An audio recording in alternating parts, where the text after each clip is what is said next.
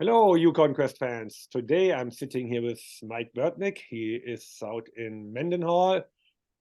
Mike, please introduce yourself to us.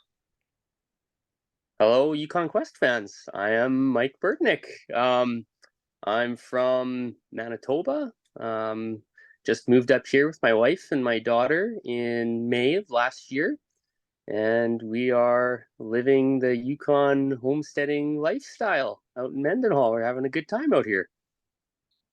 So that's pretty ambitious. You just moved here. You came from Manitoba. You told me you're still building on your house and you managed to sign up for the Quest 250. That's pretty impressive. Do you have any time to sleep?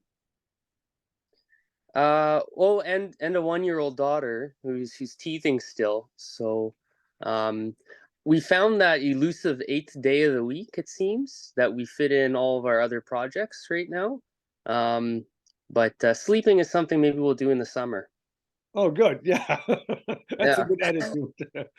So how long have you been mushing and what got you into it? Um, I think I've been interested in mushing or skijoring. We're going on about 12 years now.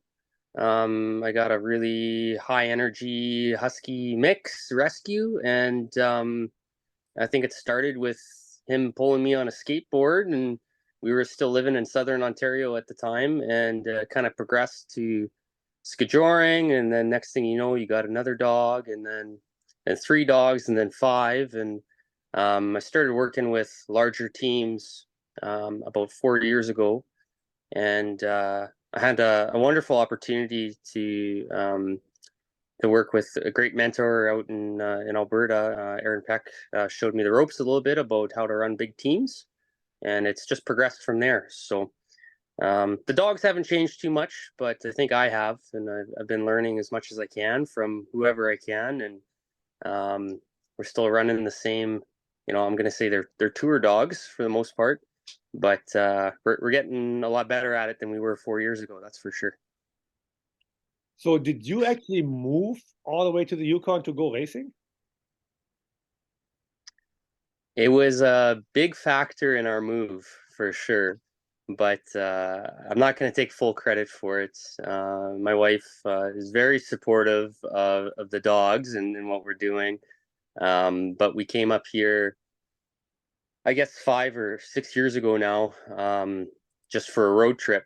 And I think probably like every person that comes up here for a vacation, you hear that same story where, 30 years later, they never left. But we were immediately looking for property before we even got home. It's just the spell of the Yukon. It's just such a beautiful place. And since we've been up here, we haven't looked back. It's amazing being here every day. It's such a blessing. Yeah, I can relate to that. I'm exactly one of those stories you talked about. Yeah. Some 25 years ago, and I'm still here. So, what attracts you to run the Quest 250? I've been a fan for a really long time. I've been following the race. It's such an iconic trail. Um, the 250 is kind of where we're at as far as our experience level goes right now. I do have bigger aspirations. I would love to run 1,000 mile should that come back one day. I think that was the goal for the kennel. But right now, the 250 is a great way to get out on that trail and to really experience what Yukon racing is about. And we haven't done a ton of racing, not in that distance, anyways. We've done some 100-mile races. So this is really going to be a good test for us, dog care and how we can move along a more challenging trail. I think coming from Manitoba, we go seeking out hills and things like that, which there's no shortage of ups and downs on our trails now. So for a bunch of flatlanders, we're working with what we got and we're improving, and I want to see how that works out on the quest. So, you're also at the same time learning the whole trail system with just moving there in the summer. Yeah, and it's interesting enough because I'm not working a 9 to 5 right now. I'm a mechanical engineer, but I went on parental leave when my daughter was 6 months old, so I could start building the house and spend time with her. So we're doing all this building during the day, and then I'm running dogs at night, which is quite interesting for not knowing the trail system. We've gone on some unexpectedly longer runs, and that's okay.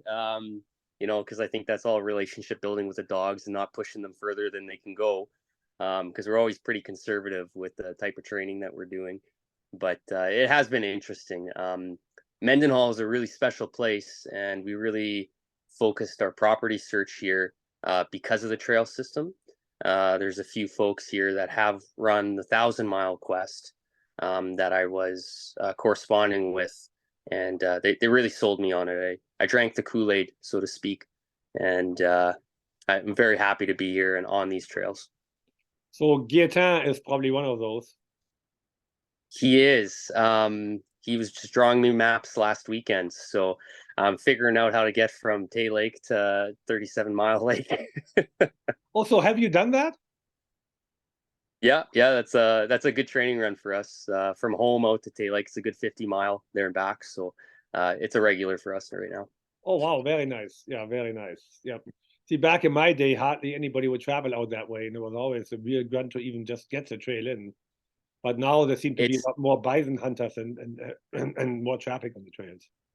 There's definitely a lot of snow machine traffic. And we're meeting a lot of them on the trails. As far as mushers go, I think I might be one of the more serious ones in the community this season, anyways, because I feel like we're breaking trail a lot more once we get past the 20 mile mark. But there is a good, healthy community of folks running dogs out here, and that is really nice because they've been, sharing that collective trail knowledge with me, and I'm learning so much about where we are. And there's so many options for trails. We're not doing repetitive laps, which is really good for the dogs. It's always fresh. It's always fun. Nice. So it sounds like you're really happy with your training. I'm pretty happy with them. Yeah, I think this is our best season yet. So how many dogs do you have in training? we started with 15, and somehow we've gotten down to, well, it was 11 this weekend. We don't have a lot of snow cover, unfortunately, so we have a lot of real hard packed trail.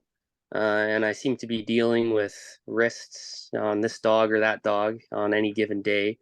But we should be able to field a good team of 12, I think, for the quest.